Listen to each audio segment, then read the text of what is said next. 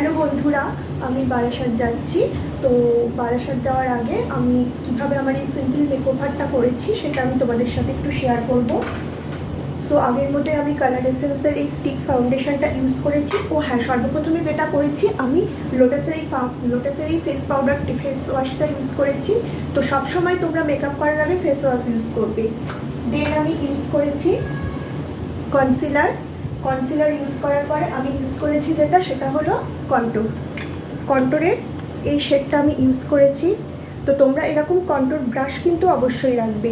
এই শেডটা জাস্ট এইভাবে দিয়ে এইভাবে, আমার তো মেকআপ করা হয়ে গিয়েছে তাই উপর দিয়ে আর করতে পারবো না, জাস্ট এইরকম লাইনটা টেনে এইভাবে লাইনটা টানবে, জাস্ট এইভাবে লাইনটা টেনে তুমি কন্ট্যুর ইউজ করবে। আর দেন আমি ইউজ করেছি সুইস বিউটির আইলাইনার। এটা কিন্তু খুব সস্তা, অনেক কমে পেয়ে যাবে। আর মোদি কেয়ারের এই মাস্কারাটা ইউজ করেছি। মোদি কেয়ারের এই মাস্কারাটা কিন্তু খুব সুন্দর, চোখগুলো বেশ বড় বড় লাগে, ইউজ করে আমি দেখেছি। আর যেটা আমি ইউজ করেছি, দেন আমি লিপস্টিক ইউজ করেছি, আমার মেরুন শেড ইউজ করেছি। রাত্রিবেলা সাধারণত আমি মেরুন শেড ইউজ করি, তোমরা পারলে ডার্ক পার্পেলও ইউজ করতে পারো। আর যেটা আমি ইউজ করেছি, আমি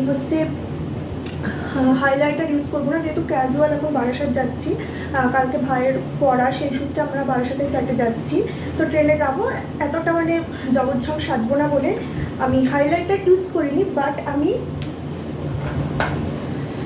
এই কনসিলার ব্রাশটা দিয়ে এই কন্ট্যুরেরই এই শেডটাকে আমি হাইলাইটার হিসাবে জাস্ট ইউজ করেছি। জাস্ট এইভাবে লাইনটা টেনে জাস্ট এইভাবে মিলিয়ে দিয়েছি।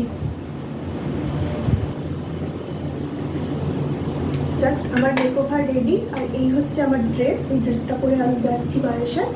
আর অবশ্যই এই হচ্ছে আমার ইয়াররিংসটা, সেটা হলো রেজিনের ইয়াররিংস, যেটা আমি নিজের হাতে বানিয়েছি। So bye bye.